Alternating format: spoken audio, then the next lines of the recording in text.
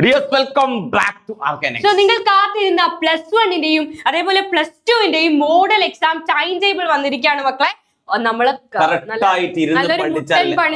പണി തന്നെയാണ്. കാരണം ഇതിന്റെ കറക്റ്റ് ആയിട്ട് ടൈം ടേബിൾ അനലൈസ് ചെയ്ത് നിങ്ങൾക്ക് അറിയാൻ പറ്റും. അതായത് 17-ാം തീയതി തുടങ്ങുന്ന എക്സാം 21-ാം തീയതി അവസാനിക്കുകയാണ്. അപ്പൊ മക്കൾക്കറിയാം എത്ര ടൈറ്റ് ആയിട്ടാണ് ഷെഡ്യൂൾ വന്നത്. സോ പെട്ടെന്ന് നോക്കാം. +1 17-നാണ് എക്സാം ആരംഭിക്കുന്നത്.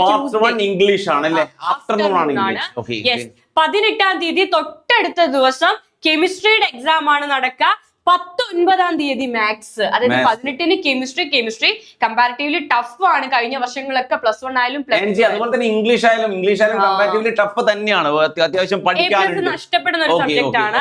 യെസ്. ആൻഡ് തൊട്ടടുത്ത ദിവസം 20-ാം തീയതി ഫ്രൈഡേ സെക്കൻഡ് ലാംഗ്വേജിന്റെ എക്സാം നടക്കും. അതേ ദിവസം, അതായത് സെക്കൻഡ് ലാംഗ്വേജിന്റെ എക്സാം നടക്കുന്ന ദിവസം തന്നെ ഉച്ചയ്ക്ക് ശേഷം ഫിസിക്സ്. അതായത് സെക്കൻഡ് ലാംഗ്വേജ് ഒന്നും പഠിക്കാനില്ല, കൂടുതലായിട്ടൊന്നും പഠിക്കാനില്ലാത്ത സബ്ജക്ട് വന്നപ്പോൾ നമ്മൾ ആസ്വദിക്കുക, അയ്യോ ഒരു ദിവസം ഉണ്ടല്ലോ, അതില്ല. അതേ ദിവസം ഫിസിക്സും ഉണ്ട്. അടുത്തടുത്ത ദിവസങ്ങളിലാണ് നിങ്ങൾക്ക് എന്ത് ചെയ്യാ മോഡൽ എക്സാമിന് ഷെഡ്യൂൾ ചെയ്തിരിക്കുന്നത്. 21-ാം തീയതി സാറ്റർഡേ മോർണിംഗ് ഫോർനൂണില് കമ്പ്യൂട്ടർ സയൻസ് ആണ്, ആഫ്റ്റർനൂണില് ബയോളജി ആണ്. അതായത് തൊട്ടടുത്ത ദിവസങ്ങളിൽ എക്സാമുകൾ നടക്കാണ്. ഒരു ദിവസത്തെ ഗ്യാപ്പ് പോലും ഇല്ല.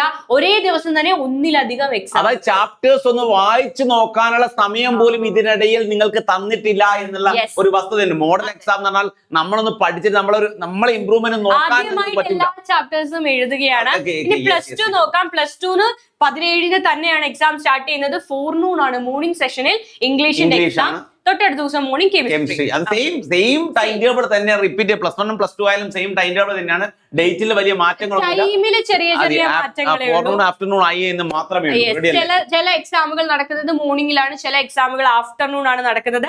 സെയിം ഡേറ്റ് ആണ്. ഡേറ്റ് പറയാതെ 17-ന് ഇംഗ്ലീഷ്, 18-ന് കെമിസ്ട്രി, 19-ന് മാത്തമാറ്റിക്സ്, 20-ന് സെക്കൻഡ് ലാംഗ്വേജ്, 20-ന് തന്നെ ഉച്ചയ്ക്ക് ശേഷം ഫിസിക്സ്, 21-ന് മോർണിംഗിൽ computer science, afternoon biology. Same ഡേറ്റില് സെയിം സബ്ജക്റ്റുകളുടെ എക്സാം ആണ് നടക്കുന്നത്. അതായത് വൃത്തിയായി കറക്റ്റ് ആയിട്ട് ഒരു പാറ്റേൺ ഇല്ലാതെ പഠിച്ചാൽ നിങ്ങൾക്ക് A+ ഒക്കെ നഷ്ടപ്പെടാൻ ചാൻസ് ഉണ്ട്.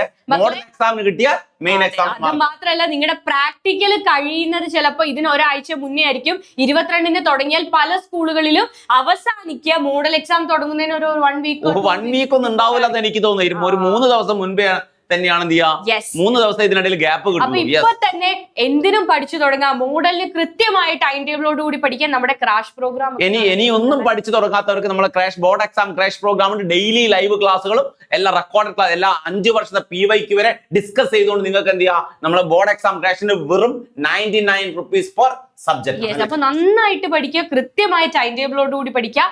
All the very best. By.